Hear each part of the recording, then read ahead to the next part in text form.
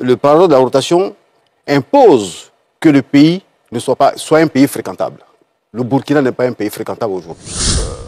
Bon, s'il y a crise, ce serait vraiment de la faute du Burkina et des pays de l'AES. Je crois que les enjeux sont trop importants pour qu'on laisse notre organisation dans la main des gens qui ont envie de s'amuser. Nous avons aussi parlé de l'UEMOA qui, comme nous le savons, traverse aussi une situation quelque peu difficile qu'il nous faut rapidement adresser. On ne peut pas, parce que quelques-uns ont des caprices, hein, leur laisser une institution dont dépend la vie de nos populations. L'AES ne représente que 28,4% de l'UEMOA. 28,4%. Nous avons aussi parlé de la situation de la sous-région, tant sur le plan de la CEDEAO que sur le plan de l'UEMOA, mais aussi de la situation sécuritaire dans la sous-région. Quand un pays devient infréquentable, vous n'êtes plus légitime. Dès lors où le gouvernement... Vous ne pouvez donc pas occuper la présidence d'un tel organisme sans entrer en relation avec ce partenaire, quand bien même vous serez fâché au niveau interne. Où ils ne veulent pas travailler dans ce mécanisme, ils créent leur monnaie. M. Goïta a pris le pouvoir, ça fait 5 ans. S'il peut créer sa monnaie, il crée sa monnaie et il laisse les autres pays qui ont envie d'avancer. Le Burkina ne respecte aucun de ces critères. Ni la sécurité, ni l'impartialité. Parce que si le Burkina s'est retiré, parce qu'estimant qu'il y a un problème avec la France, ben, le Burkina est dans son droit. Vous êtes 3, vous représentez 28%, et vous voulez imposer votre diktat à ceux qui représentent 72%. Il y a un problème. Moi, jusqu'à ce que les règles changent, nous, notre partenaire principal, c'est la France. Ceux qui ne veulent pas de la France...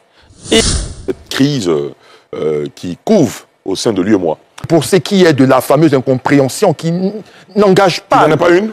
Pour moi, c'est une incompréhension qui se règle par le moyen des textes, mais aussi de la diplomatie. Et la Côte d'Ivoire n'est pas au cœur de cela. Non, pas du tout.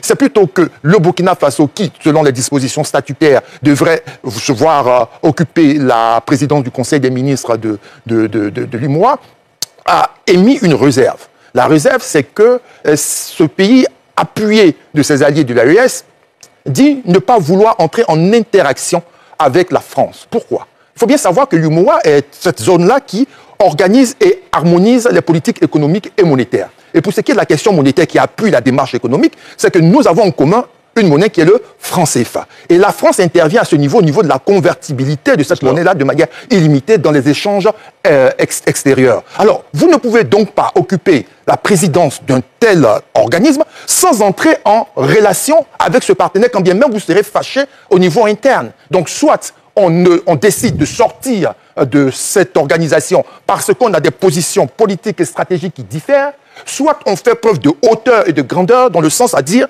on a une responsabilité politique et cette responsabilité politique nous impose de mettre à côté nos griefs et de travailler dans cette mécanique de sorte que les différentes politiques qui sont mises en place participent à dynamiser la vie de nos populations dans cette vaste zone si prospère. Dion Bato? Oui, je pense que, bon, s'il y a crise, ce serait vraiment de la faute du Burkina et des pays de l'AES. Je crois que les enjeux sont trop importants pour qu'on laisse notre organisation dans la main des gens qui ont envie de s'amuser. Pourquoi s'amuser? Oui, parce que, écoutez... C'est un peu fort, non? Oui, Landry l'a expliqué clairement. Vous ne pouvez pas dire ouvertement à vos partenaires que nous, si nous prenons la présidence du Conseil des ministres, nous n'allons pas travailler avec la France. Alors que la France, comme Landry l'a dit, travaille avec notre zone monétaire dans beaucoup de domaines. Ce serait carrément un blocage. On arriverait à un blocage. Donc, les autres pays qui n'ont pas envie d'exposer nos économies à ces blocages ont décidé de prendre leur responsabilité, de continuer, de demander à la Côte d'Ivoire de continuer de diriger le Conseil des ministres et pour faire fonctionner convenablement les institutions de l'UEMOA. Il faut que nos frères burkinabés, maliens, nigériens soient conséquents. Ou ils ne veulent pas travailler dans ce mécanisme, ils créent leur monnaie. M. Goïta a pris le pouvoir, ça fait 5 ans. S'il peut créer sa monnaie, il crée sa monnaie et il laisse les autres pays qui ont envie d'avancer travailler. Donc, c'est pour ça que je parle d'enfantillage. Aujourd'hui, Ali, les enjeux sont trop importants. Les enjeux de développement, les enjeux de sécurité. On ne peut pas, parce que quelques-uns ont des caprices, hein, leur laisser une institution dont dépend la vie de nos populations. Donc, je crois que la Côte d'Ivoire, certes, assure la présidence du Conseil des ministres, mais elle n'a pas décidé seule. Oui. Nous sommes 8, 3 sont sortis, 5 sont restés, le quorum est largement atteint.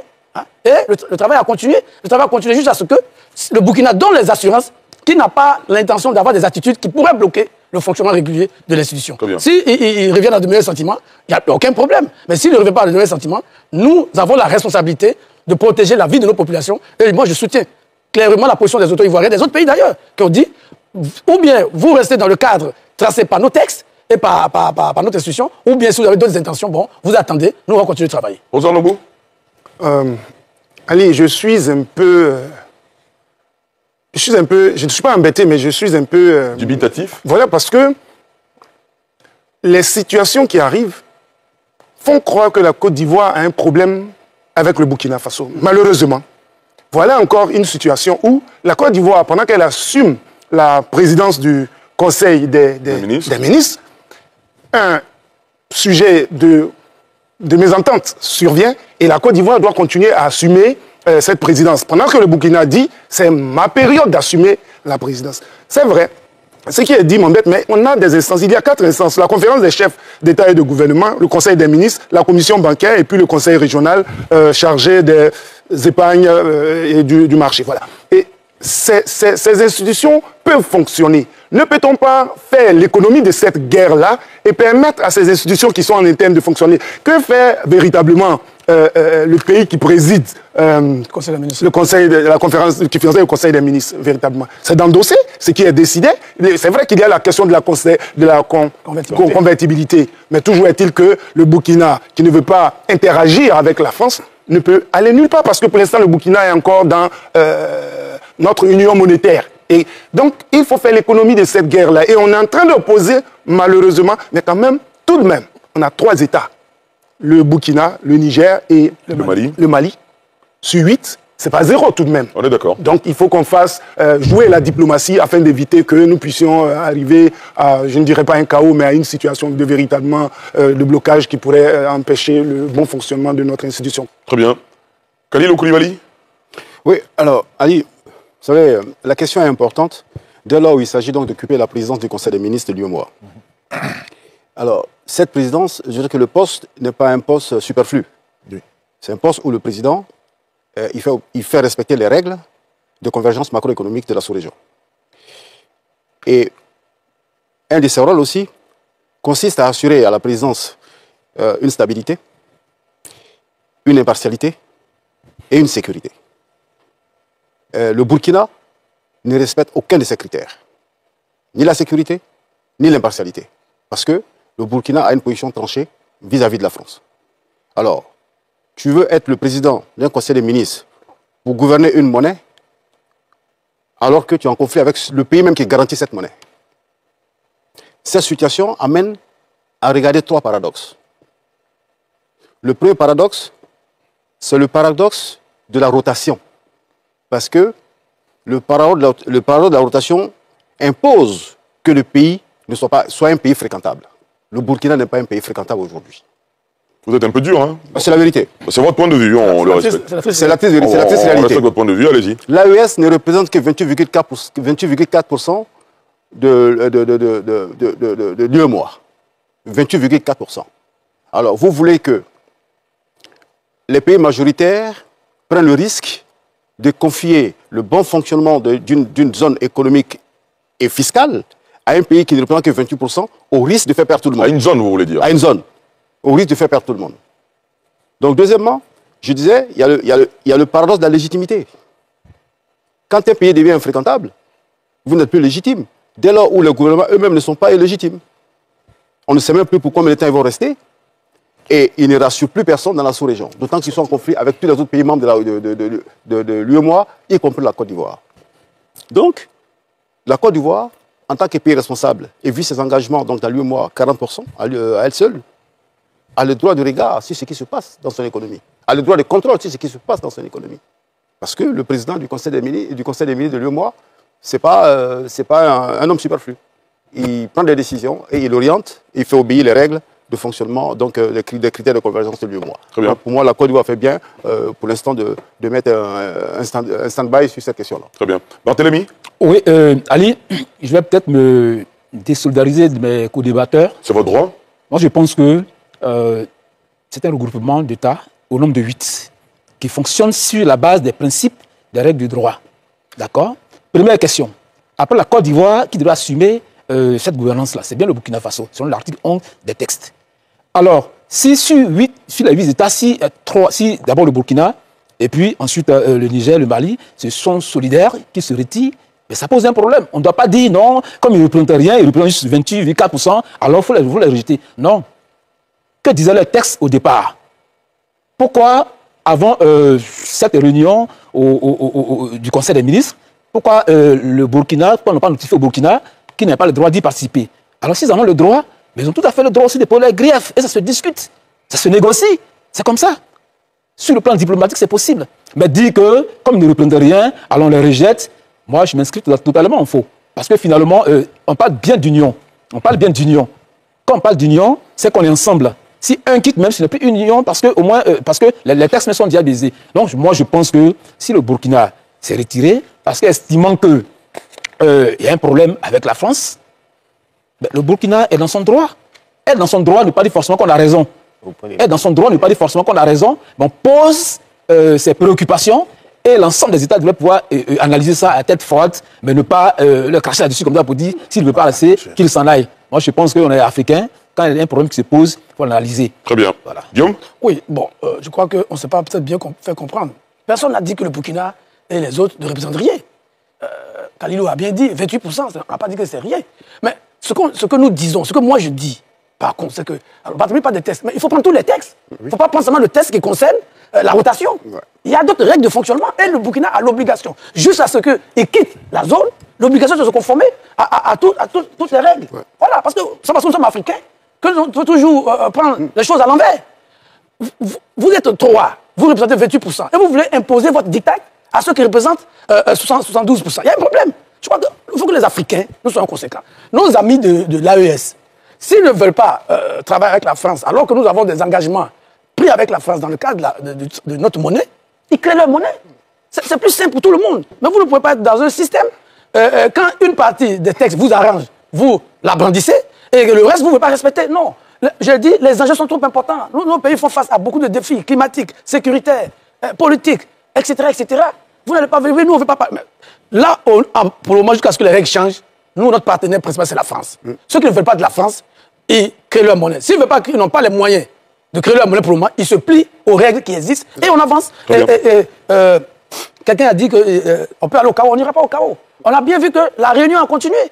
Et ils sont 3 sur 8.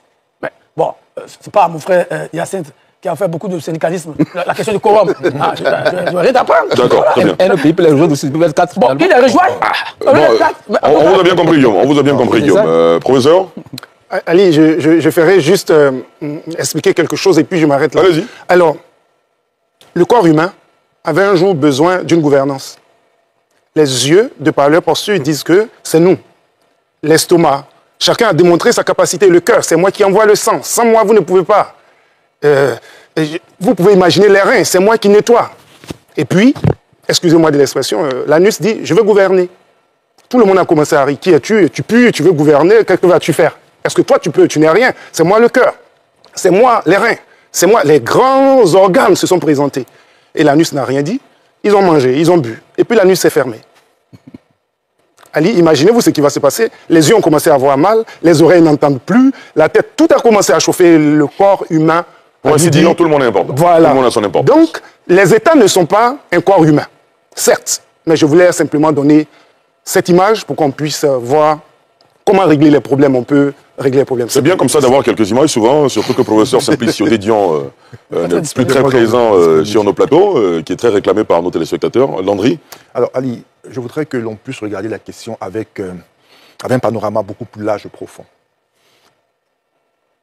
Des textes sont constitués d'articles lesquels renvoient à une idée générale. Cette organisation est une organisation qui travaille sur les secteurs économiques et financiers, donc monétaires. Et nous avons une monnaie en commun, quand bien même certains jettent de la datem sur cette monnaie, nonobstant ou en dépit du fait que cette monnaie sauve des vies et permet à des gens de vivre dans leur pays. Les textes disent que la présidence est tournante parce qu'il y a une considération des États à égalité. Et on a une démarche de solidarité. Chacun y contribue. Mais occuper la présidence d'un organe aussi important relève du leadership et de la capacité de celui qui occupe la présidence de veiller à ce que l'entièreté du texte, dans l'esprit et dans la lettre, soit respectée. Le risque systémique est important lorsque celui qui doit occuper la fonction de président dit, au nom de son pays, que lui, il ne va pas interagir avec votre principal partenaire. C'est une remise en cause de l'idée même, du mécanisme, de l'institution elle-même. Bien sûr. C'est la remise en cause de cela. Alors, qui, responsable de ces populations, accepterait que cette question ne soit pas traitée au préalable plutôt que d'aller dans une situation de spectacle hypothétique? Qui? Quel président de la République ou quel ministre accepterait cette situation-là lorsqu'il est remis en cause le système en lui-même, sa substance? Ça peut ne pas nous plaire, je termine à dire, ça peut ne pas nous plaire, ça peut ne pas nous convenir. On a deux choses. Soit on fait preuve de grandeur pour dire, j'ai mon projet de sortie de là, mais en attendant, je respecte la règle. Ou alors c'est de dire, ça ne plaît vraiment pas du tout, je pars. Vous comprenez? Donc au-delà du droit, il y a la vie des gens. Imaginez-vous que des réunions doivent être tenues et que le président qui est en charge de les convoquer ne le fait pas. Cet organe est en charge de la mise en œuvre des décisions stratégiques prises par la conférence des chefs d'État. Et si donc la mise en œuvre n'est pas faite ou elle est faite tardivement, vous imaginez l'impact sur l'économie de tous ces pays? Bien sûr. Vous imaginez ça et vous pensez que pour ça, pour des questions de « je ne suis pas d'accord » et autres, on mettra en danger tout le travail qui a été accompli pendant plusieurs années. On vous a bien compris, Landry. Regardez les chiffres et vous verrez combien de fois ensemble on a réussi une embellie extraordinaire qui fait que cette zone-là est encourageante. Très bien. On ne va pas mettre cela en danger. Nous avons aussi parlé de la situation de la sous-région, tant sur le plan de la CEDEAO que sur le plan de l'UEMOA, mais aussi de la situation sécuritaire dans la sous-région qui est très préoccupante. J'en ai profité pour dire toute ma solidarité au président Talon et au peuple béninois frère par rapport aux événements douloureux qui ont pu survenir dans le cadre de la lutte contre le terrorisme et lui témoigner du soutien du Sénégal dans ces moments-là pour lesquels nous nous trouvons aussi tout autant atteints. Nous avons aussi parlé de l'UEMOA qui, comme nous le savons, traverse aussi une situation quelque peu difficile qu'il nous faut rapidement adresser. Et nous avons convenu, le président Talon et moi, dans les tout prochains jours d'entreprendre des démarches pour travailler à redynamiser l'organisation, à lui donner un nouveau souffle, bien évidemment avec le soutien des autres homologues membres de l'Union.